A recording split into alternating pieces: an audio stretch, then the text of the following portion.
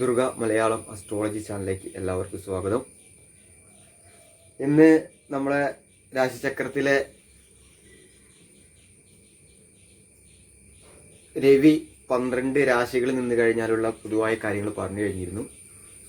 12 മേടം മുതൽ 12 രാശിയിൽ ഇന്ന് പറയാൻ പോണത് നിങ്ങൾ കണ്ടപോലെ നമ്മുടെ രാജ്ഞി, അതായത് ചന്ദ്രൻ, കർക്കിടകൻ രാശിന്റെ അധിപനായ ചന്ദ്രൻ 12 രാശികളിൽ, മേടം മുതൽ 12 രാശികളിൽ നിന്ന് കഴിഞ്ഞുള്ള പൊതുവായ ഫലങ്ങളാണ് പറയാൻ പോണത്. അപ്പോൾ പ്രേക്ഷകരോട് നമ്മളെ വീഡിയോ ഒന്ന് കൂടുതൽ സപ്പോർട്ട് ചെയ്യണം എന്നാണ് പറയണത്. പരിമിതികൾക്ക് വെച്ചിട്ടാണ് നമ്മൾ വീഡിയോ ചെയ്യണത്. അപ്പോൾ നിങ്ങളുടെ പൂർണ്ണ സപ്പോർട്ട് ഇല്ലാത്ത പക്ഷം നമുക്ക് വളരെ ദയനീയമാണ് നമ്മുടെ മുന്നോട്ടുള്ളൊരു പാത. കാരണം വെച്ചാൽ കാരണം വെച്ചാൽ എന്നാൽ കഴിയണ രീതിയിൽ എനിക്കിപ്പോൾ എൻ്റെ ശൈലികൾ മാറ്റിയിട്ടോ എൻ്റെ രീതികളിൽ മാറ്റിയിട്ട് ഒന്നും എനിക്ക് വീഡിയോ ചെയ്യാൻ പറ്റില്ല. എനിക്ക് എൻ്റെ ഈ ശൈലിയിൽ മാത്രമേ വീഡിയോ ചെയ്യാൻ പറ്റുള്ളൂ. അതുകൊണ്ട് പിന്നെ പറയാനുള്ളത്, നിങ്ങളൊന്ന് മനസ്സിലാക്കുക. നിങ്ങൾ എൻ്റെ ജ്യോതിഷ Durga Malayalam astrology group search ചെയ്യുമ്പോൾ ഒരുപാട് വീഡിയോകൾ വരുന്നുണ്ടാവും. പക്ഷെ നിങ്ങൾ എല്ലാവരും വിളിക്കാൻ ചോദിക്കുമ്പോൾ എൻ്റെ നക്ഷത്രം ഇന്ന നക്ഷത്രമാണ്, എങ്ങനെയാണ് കാര്യങ്ങൾ എന്നുള്ളത്, കാര്യങ്ങൾ എങ്ങനെയാണ്, എൻ്റെ ഭാവി കാര്യങ്ങൾ എങ്ങനെ അറിയാം, ഇപ്പോഴത്തെ കാര്യങ്ങൾ എങ്ങനെയാണ്. നിങ്ങൾ മനസ്സിലാക്കുക, നിങ്ങളൊരു നക്ഷത്രമല്ല നിങ്ങളുടെ ജീവിതത്തിലേക്ക് ഓരോ കാര്യങ്ങൾ തീരുമാനിക്കുന്നത്. നിങ്ങളുടെ ഒരാളുടെ നക്ഷത്രം കോടിക്കണക്കിന് ലക്ഷക്കണക്കിന് ആൾക്കാർക്ക് അവർക്കൊക്കെ ഒരേ ഫലമാണോ? ഓരോ ഗ്രഹനിലയിലും വ്യത്യസ്ത, ലഗ്നം ഏത് രാശിയിലാണോ എല്ലാവർക്കും നക്ഷത്രം മതി, അല്ലെങ്കിൽ രാശിയാണ് പറയണത്. അത് കൂറുഫലം. ആർക്കും ഗ്രഹനില അടിസ്ഥാനം വേണ്ടേ? ഒരു ഗ്രഹനില കിട്ടുകയാണെങ്കിൽ 12 രാശിയിൽ കിടക്കണ ലഗ്നഭാവങ്ങളിൽ കിടക്കണ ഗ്രഹങ്ങൾ അടിസ്ഥാനം വിശദമായിട്ട് പരിശോധിച്ചാൽ മാത്രമേ കാര്യങ്ങൾ. അല്ലാണ്ട് ഒരു ഗ്രഹനില കിട്ടിക്കഴിഞ്ഞിട്ട് ഓടിച്ചെന്ന് രാഹു അവിടെയുണ്ട്, ഗുളികൻ എവിടെയുടെ മാന്തി ഉണ്ടെന്ന് പറഞ്ഞിട്ട് അവരെ മാത്രമേ എല്ലാവർക്കും കൺസൾട്ട് ചെയ്യാൻ അറിയത്തുള്ളൂ.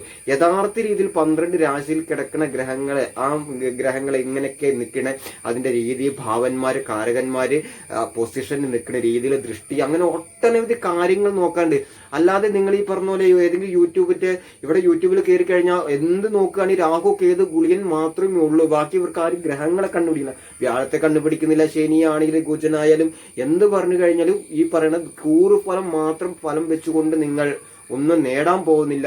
നിങ്ങൾ അത് ഞാൻ പറഞ്ഞ പോലെ ഒരു സ്വന്തം കാര്യം അറിയണമെങ്കിൽ നിങ്ങൾ 10 രൂപ മുടക്കിയിട്ട് തന്നെ ചെയ്യുക. അല്ലാണ്ട് 10 പേരെടുത്ത് പോയിട്ട് 10 അഭിപ്രായം പറയാണ്ട് കൃത്യമായ ഗ്രഹനില വിശകലനം ചെയ്തിട്ട് എന്തൊക്കെ കരിയറിൽ സാധിക്കാനുണ്ട്, എന്തൊക്കെ സാധ്യതയുണ്ട്, എങ്ങനെയാണ് പോണത്. അല്ലാണ്ട് ഒരു രാഹുവിനെ ഒരു കേതുവിനെ കൊണ്ട് ഗുളിയം പറയാൻ നമുക്ക് ബുദ്ധിമുട്ട്. നമ്മളൊരു സാഹചര്യം വരണം, നിങ്ങളൊന്ന് മനസ്സിലാക്കുക. നമുക്കൊരു സാഹചര്യം ഉണ്ട്. നമുക്ക് സാഹചര്യം വരുന്ന സമയത്ത് ചിലപ്പോൾ നമുക്കൊരു ബുദ്ധിമുട്ടായിരിക്കും. അപ്പോൾ അവിടെ ആ ബുദ്ധിമുട്ട് നമ്മൾ ചിലപ്പോൾ കണ്ടകശനി, ഒരാൾ പറയും കണ്ടകശനിയാന്ന് പറയും, എന്നിട്ട് കുറേ ദോഷങ്ങൾ അങ്ങോട്ട് പറയും. അപ്പൊ അതൊക്കെ നമ്മൾ അനുഭവിച്ചു കൊണ്ടിരിക്കുന്ന കാര്യം, ഓൾറെഡി നമുക്ക് അറിയണ കാര്യങ്ങളാണ്. അത് മറ്റുള്ളവരെ പറയേണ്ട ആവശ്യമില്ലോ. പിന്നെ ഒരു കാര്യം, ഒരാൾ വിളിക്കുമ്പോൾ എല്ലാവരും പറയും, എന്നെ വിളിക്കുന്ന ആൾക്കാരോട് പരമാവധി ഞാൻ ആൾക്കാരോട് ഒന്നും ചോദിക്കാറില്ല, പരമാവധി ചോദിക്കില്ല. ഞാൻ പറയും, ഞാൻ ആദ്യം നിങ്ങളുടെ ഗ്രഹനില സ്കാൻ ചെയ്യട്ടെ, എന്നിട്ട് ഞാൻ പറയണതും അത് കഴിഞ്ഞിട്ട് നിങ്ങൾക്ക് പറയാൻ വോയിസ് തരാം. അല്ലാണ്ട് ഓടിച്ചെന്നിട്ട് ജ്യോതിഷത്ത് പോകുമ്പോൾ സകലമാന കാര്യങ്ങളും പറഞ്ഞു കൊടുത്തിട്ട് എന്നിട്ട് അപ്പോൾ എന്താ ചെയ്യുക, അയാൾ ചിന്തിക്കത്ര മാത്രമേ ഉള്ളൂ. അതേ കാര്യങ്ങൾ തന്നെയാണ് റിട്ടേൺ വരണത്. അയാൾ കുറച്ച് ഒന്ന് കൂട്ടിയും കുറച്ചിട്ട് ചെറിയ വ്യത്യാസം വരുത്തിയിട്ട് നിങ്ങൾ പറഞ്ഞത് അതേപോലെയാണ് പറയണത്. ഒരു കാരണവശാലും നിങ്ങൾ ഒരാളുടെ അടുത്ത് പോകുമ്പോൾ നിങ്ങളുടെ കാര്യങ്ങൾ അട്ടപ്പെടല പറയാണ്ടിരിക്കുക.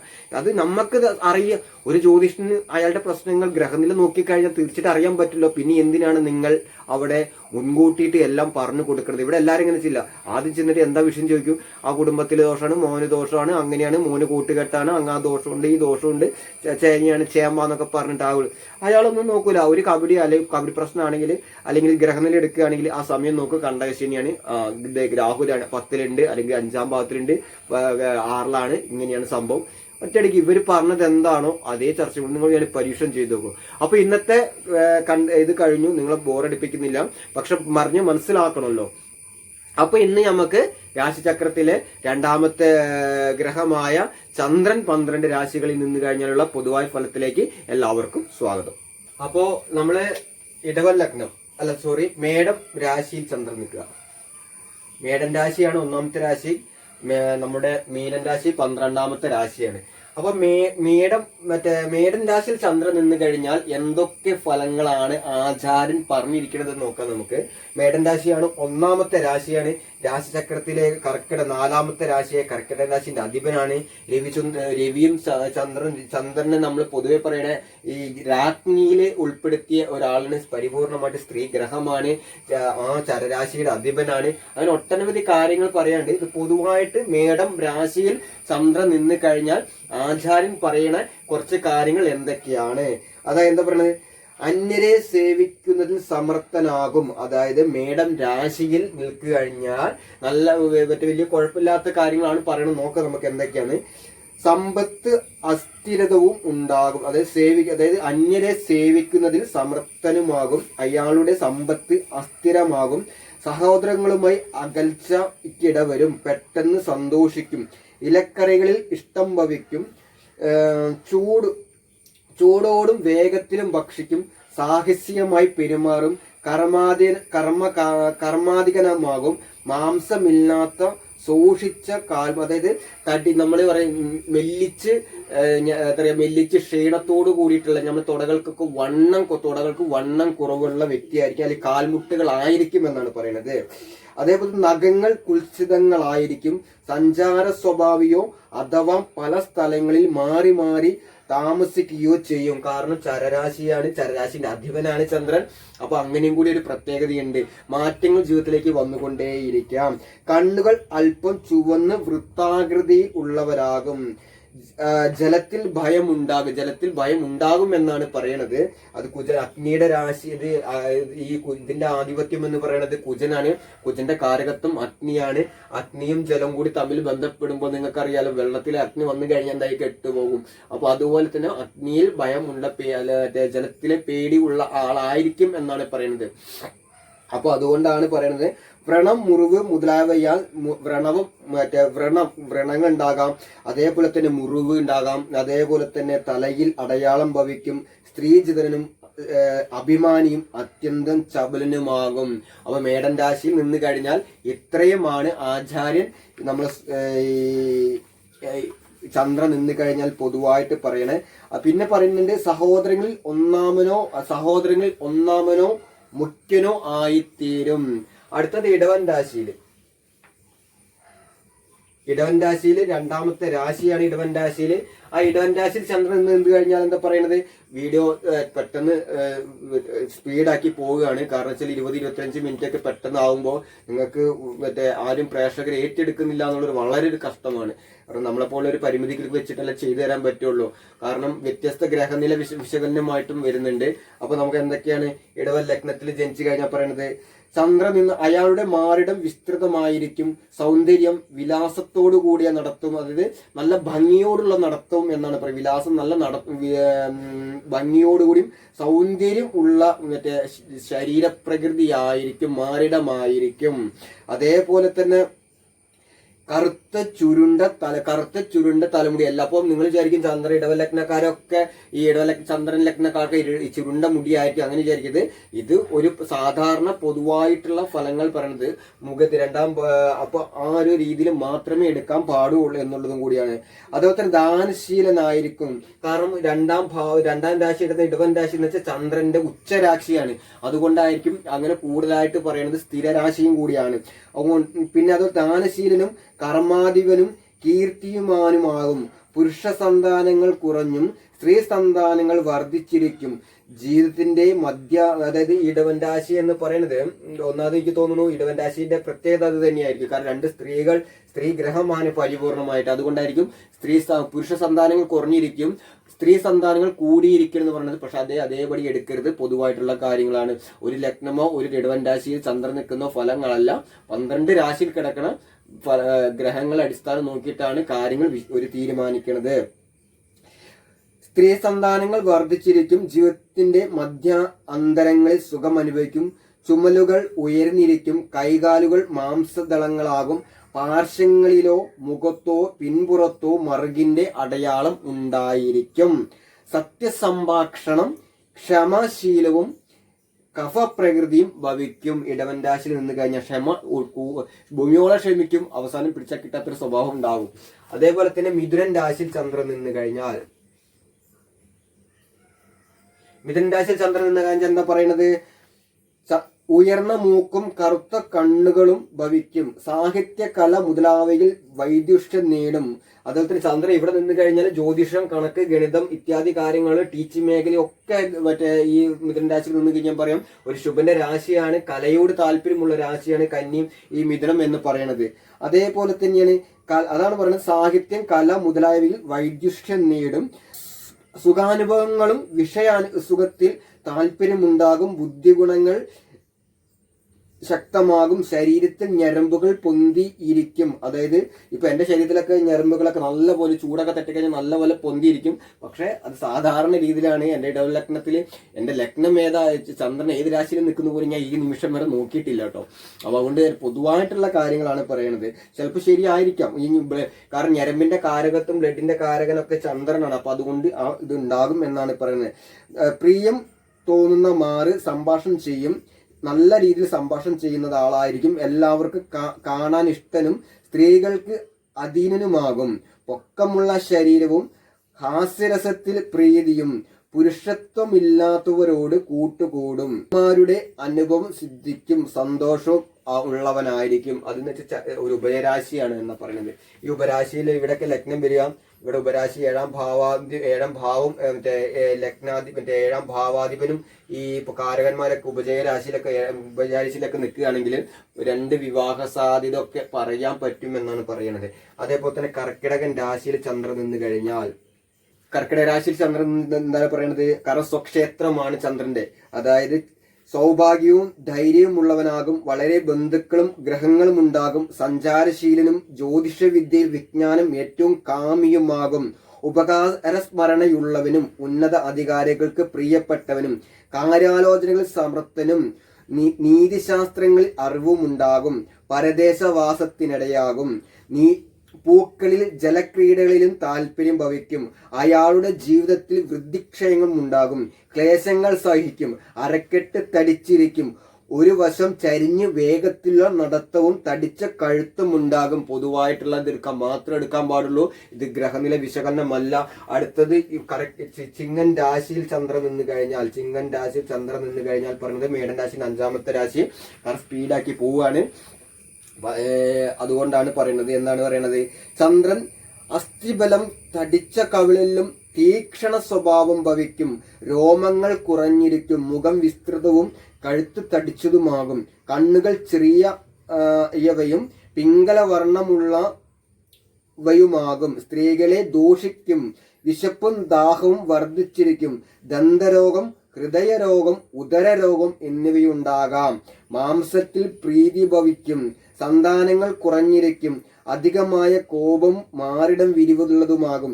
വനം, പർവ്വതം മുതലായ ദുർഗമ സ്ഥാനങ്ങളിൽ സഞ്ചരിക്കും. താല്പര്യം ഭവിക്കും. അതായത് കാരണം കൂടാതെയും മറ്റുള്ളവർ അരുതാത്തത് ചെയ്യുമ്പോഴും കോപിക്കും. മാതാവിനോട് വിധേയത്വം അധികമായിരിക്കും. ഇതാണ് ചിങ്ങൻ രാശിയിൽ നിന്ന് കഴിഞ്ഞാൽ. അടുത്തത് നമ്മുടെ കന്നിരാശിയിൽ നിന്ന് കഴിഞ്ഞാൽ എന്താ പറയണത്? കാമവും ഭംഗിയുമുള്ള പല്ലുകളും ചന്തമുള്ള മുഖവും വിത്തത്വമുണ്ടാകും. വിദ്വാൻ എന്ന് പറയുന്നത് അതും ഈ ചന്ദ്രനെ പോലെ ചന്ദ്രനും നല്ലൊരു കാര്യങ്ങൾ നല്ല സൂചന കൊടുക്കുന്നുണ്ട്. 5ാമത്തെ രാശിയാണ്. മേടം മുതൽ എണ്ണുമ്പോൾ 6ാമത്തെ രാശി മേടം 6ാമത്തെ രാശിയാണ് എന്ന് പറയുന്നത്. കൈകളും ചുമലുകളും താണിരിക്കുമെന്നാണ് പറയുന്നത്. അതേപോലെ തന്നെ കണ്ണുകളും ചെവികളും കണ്ണ് ചെവി ആകർഷണങ്ങളായിരിക്കും. എല്ലാവരാലും ബഹുമാനിതനാകും. ധർമ്മകാര്യങ്ങൾ നിർവഹിക്കും. ഇഷ്ടം തോന്നുന്ന മാറ് സാരമായി സംഭാഷണം ചെയ്യും. ശുചിത്വവും സത്യസന്ധതയും ഉണ്ടായിരിക്കും. അതായത് പരഗ്രഹം എന്ന് വെച്ചാൽ 2 വീടുകളും പരധനങ്ങളും സിദ്ധിക്കും. പരദേശങ്ങൾ താമസിക്കാനിടമയാകും. ക്ഷമയും സൗഭാഗ്യം ഭവിക്കും. സ്ത്രീ സന്താനങ്ങൾ കൂടിയിരിക്കും. സുതരത്തിൽ ഏറ്റവും പ്രീതിയും ജീവജാലങ്ങളോട് ദയവും ഭവിക്കും എന്നാണ് പറയുന്നത്. അടുത്തത് നമ്മുടെ തുലാം രാശിയിൽ ചന്ദ്രൻ നിന്ന് കഴിഞ്ഞാൽ എന്താണ് പറയണത്? നമുക്ക് നോക്കാം. ഉയർന്ന മൂക്കും നീണ്ട കണ്ണുകളും കൃശമായ മുഖവും തടിച്ചു നീണ്ടതും ദുർബലവുമായി ശരീരം ഭവിക്കും. അനേക ഭാര്യമാരുള്ളവനാകും. ദേവാരാധനയിലും സഞ്ജനങ്ങളെ പൂജിക്കുന്നതിലും തൽപരനാകും. പണ്ഡിതനും ശുചിയുമായിരിക്കും. സുഹൃതിയും ക്രയവിക്രയങ്ങളിൽ സമർത്ഥനുമാകും. പരദ്രവ്യങ്ങളിൽ ആർക്കും ആഗ്രഹം കുറയും. വളരെ സമ്പത്ത് നേടും. ബന്ധുക്കൾക്ക് ഉപകാരം ചെയ്യുമെങ്കിലും അവർ ദൂഷിക്കുകയും അകറ്റി നിർത്തുകയും ചെയ്യും എന്നാണ് പറയുന്നത്. വൃശ്ചികൻ രാശിയിൽ ചന്ദ്രൻ നിന്ന് കഴിഞ്ഞാൽ, വൃശ്ചികരാശി ചന്ദ്രന് നീചരാശിയാണ്. ഞാൻ ഈ നോക്കി പറയണത് വെച്ച് കഴിഞ്ഞാൽ ഇത്ര 12 രാശിയിലുള്ള കാര്യങ്ങളൊന്നും കാണാണ്ട് പഠിക്കാനുള്ളതൊന്നും പറ്റില്ല. അതുകൊണ്ട് ഞാൻ A4 പേപ്പറിൽ രണ്ട് A4 പേപ്പറിൽ എഴുതി വെച്ചിട്ട് അത് നോക്കിയിട്ടാണ് വായിക്കുന്നത്. അതുകൊണ്ട് ക്യാമറയിലെ മുഖത്ത് വരാത്തത്. കാരണം 12 രാശിയിൽ ഓരോ കാര്യങ്ങൾ പറയുന്നുണ്ട്. പക്ഷെ ക്ലിയർ ആയിട്ട് പെട്ടെന്ന് പറഞ്ഞു തീർക്കുമ്പോൾ നമുക്ക് ഒരുപാട് സമയം എടുക്കും. അപ്പോൾ ഓരോന്നൊക്കെ പറയാനേ പറ്റുള്ളൂ. അപ്പൊ അതുകൊണ്ടാണ്. അപ്പൊ വൃശ്ചിക രാശിയിൽ എന്താ പറയണത് നമുക്ക് നോക്കാം. പിശുക്കം തടിച്ചു തുടകളും കണങ്കാലു ഉള്ളവരുമാകും. മാറിടം വിരിവുള്ളതാകും. ശരീരത്തിൽ മർദ്ദവും കുറയും. കണ്ണുകൾ വിസ്തൃതങ്ങളാകും. നാസ്തികനും ക്രൂരനുമാകും. പിതാവിനോടും ഗുരുജനങ്ങളോടും അകന്നു കഴിയും. ബാല്യത്തിൽ രോഗങ്ങൾ ഭവിക്കും. ചോരണശീലവും അല്പമായ മുടിയും കുൽസിതങ്ങളായ നഖങ്ങളും ഭവിക്കും. സമ്പത്തിന്റെ അഭിവൃദ്ധിയുണ്ടാകും. പ്രവൃത്തികൾ സമർത്ഥനും ഉത്സാഹിയും ഏറ്റവും അഹങ്കാരിയുമാകും. ഉന്നതരാൽ ബഹുമാനിക്കപ്പെടും. സർക്കാർ നിമിത്ത ധനമുണ്ടാകും. വലിപ്പമുള്ള തലയും വയറും ഭവിക്കും. ഈ വൃശ്ചികരാശിയിൽ നിന്ന് കഴിഞ്ഞാൽ നരപതി കുല പൂജിത. ആ വൃശ്ചികരാശിയിൽ തന്നെ പറയണ്ടേ, ആ ലഗ്നത്തിൽ ജനിച്ചു കഴിഞ്ഞാൽ പറയണ്ടേ, രാജാവിനാൽ ബഹുമാനിക്കപ്പെടും. എന്നാൽ സകലമായ തെറ്റുകളും ചേർത്ത് മോശമായ കാര്യം പറയും. അടുത്തത് നമ്മുടെ ധനുരാശിയിൽ ചന്ദ്രൻ നിന്ന് കഴിഞ്ഞാൽ, ധനുരാശിയിൽ ചന്ദ്രൻ നിന്ന് കഴിഞ്ഞാൽ എന്താ പറയണത് നമുക്ക് നോക്കാം. ചന്ദ്രൻ ചുമലുകൾ താണിരിക്കും. കണ്ണുകൾ വൃത്താകാരങ്ങളും നെഞ്ച് പരന്നും തടിച്ചതുമാകും. മുഖം കഴുത്ത് നീണ്ടിരിക്കും. ജലസമീപത്ത് വസിക്കാനിടയാകും. ശില്പങ്ങളിൽ വാസനയും അറിവും ഉണ്ടാകും. യുദ്ധകാര്യങ്ങളിൽ സാമർത്ഥ്യമുണ്ടാകും. അസ്ഥിബലവും തടിച്ച കഴുത്തും ബലവും ഉണ്ടാകും. പ്രതിഭ ബുദ്ധിഗുണങ്ങൾ അനുഗ്രഹീതനാകും. കവിത ശക്തിയും ഉണ്ടാകും.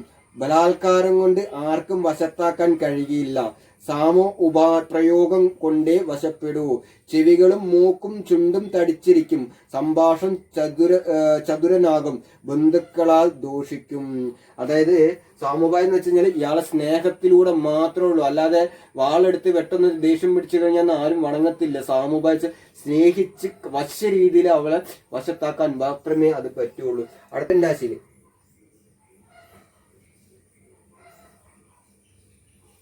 മകരൻ രാശിയിൽ ചന്ദ്രൻ നിന്ന് കഴിഞ്ഞ എന്താ ആചാരം പറയണത് നമുക്ക് നോക്കാം. സംഗീത ശാസ്ത്രങ്ങൾ അറിവുണ്ടാകും. തണുപ്പ് സഹിക്കുകയില്ല. സത്യധർമ്മങ്ങൾ അനുഗ്രഹിക്കും. വലിപ്പമുള്ള തലയും പൊക്കമുള്ള ശരീരവും ബുദ്ധി പ്രസിദ്ധിയും ഉണ്ടാകും. മനസ്സിൽ ഭയമുള്ളവനാകും. ദേഹപുഷ്ടി കുറയും. ആഗമ്യങ്ങളായും വൃദ്ധ സ്ത്രീകളുമായും പ്രാപിക്കും. കണങ്കാലുകൾ തടിച്ചിരിക്കും. അലസനും ലുബ്ധനുമാകും. നീണ്ട കഴുത്ത്, വലുപ്പമുള്ള ചെവികൾ, സഞ്ചാരശീലം എന്നിവയുണ്ടാകും. കണ്ണുകൾ ആകർഷണങ്ങളാകും.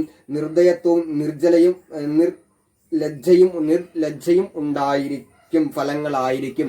കാരണം മകരൻ രാശിന്റെ അധിപൻ ശനിയാണ്, പാപനാണ്. അപ്പൊ ശനിയും ചന്ദ്രനും യോഗം ചെയ്യുമ്പോൾ ചിലപ്പം ആ കാര്യങ്ങളൊക്കെ ഒരു എന്താ പറയാ അങ്ങനെ കുറച്ച് മോശമായിട്ട് ഗുണദോഷമായിട്ടായിരിക്കും പറയണത് എന്നുള്ളതും കൂടിയാണ്. അടുത്തത് കുംഭൻ രാശി. കുംഭൻ രാശിയിൽ ചന്ദ്രൻ നിന്ന് കഴിഞ്ഞാൽ എന്താ പറയണത്? അത് മേടം മുതൽ 11ാമത്തെ രാശിയാണ് പറയണത്.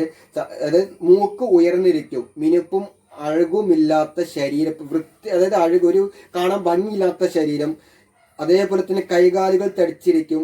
മദ്യപാനത്തിൽ താൽപരനാകും. സഞ്ജനങ്ങളെ ദോഷിക്കും. ധർമ്മരഹിതനുമാകും. അന്യസന്താനങ്ങളുടെ പിതത്വം ഭവിക്കും. ശില്പകലകളിൽ വാസനയും ഉണ്ടാകും. അലസതയും ശാണ്ഡ്യതയും ഷഡബുദ്ധിയും അലസതയും ഉണ്ടാകും. അതുപോലെ തന്നെ പെട്ടെന്ന് ദേഷ്യം, ആ ഷഡബുദ്ധി ആയിരിക്കും. ശാണ്ഡ്യ എന്ന് പറയുമ്പോൾ ദേഷ്യമുള്ളതും ചിന്തിച്ചാൽ മതി. ഭവിക്കും. അനേകം ദുഃഖങ്ങൾക്കിടവരും. ദുസ്വഭാവം ഉണ്ടാകും. അടുത്തത് മീനൻ രാശി. രാശിചക്രത്തിലെ 12ാമത്തെ രാശി മീനൻ രാശിയിലാണ്. വ്യാഴത്തിന്റെ രാശിയാണ് ധനുവും ഈ മീനവും. നല്ല അനുഭവങ്ങളായിരിക്കും അവിടെ പറയണത്. വേറെ ബുദ്ധിമുട്ടൊന്നും പറയുന്നത്. എന്താ പറഞ്ഞു നോക്കാം. അവിടെ ശില്പകലകളിൽ താല്പര്യം. അവിടെയാണ് ഈ ചന്ദ്രൻ. അവിടെ ശില്പകലകൾ അതായത് ശില്പകലകളാൽ ലഭിക്കപ്പെട്ട നേതൃത്വം, അധികാരം ഉണ്ടാകും. ജലവിഭവങ്ങൾ, ജലസംബന്ധമായ പ്രവൃത്തികൾ എന്നിവയിൽ ധനം നേടും. അതിന്റെ അനുഭവം ഉണ്ടാകും. കാരണം ജലരാശിയാണ്. ഭാര്യ, സന്താനങ്ങൾ എന്നിവരൊത്ത് ജീവിക്കും. അവർ സ്നേഹവും ഭവിക്കും. ഒത്ത ശരീരപ്രകൃതിയാകും. മൂക്ക് ഉയർന്നിരിക്കും. തലയ്ക്ക് വലിപ്പമുണ്ടായിരിക്കും. ശത്രുക്കളെ പരാജയപ്പെടുത്തും. ശാസ്ത്രജ്ഞാനം സിദ്ധിക്കും. മധുരവും ശാന്തവുമായി സംഭാഷണം ചെയ്യും. സർക്കാർ ജീവനവും സർക്കാരിന്റെ ജോലി കിട്ടാൻ സാധ്യതയുണ്ടാകാം. കണ്ണുകൾ രമണീയങ്ങളാകും. സ്ത്രീജിതനും തേജസ്വിയും പണ്ഡിതനുമാകും. നിക്ഷേപ ധനലാഭത്തിന് സംഗതി വരും.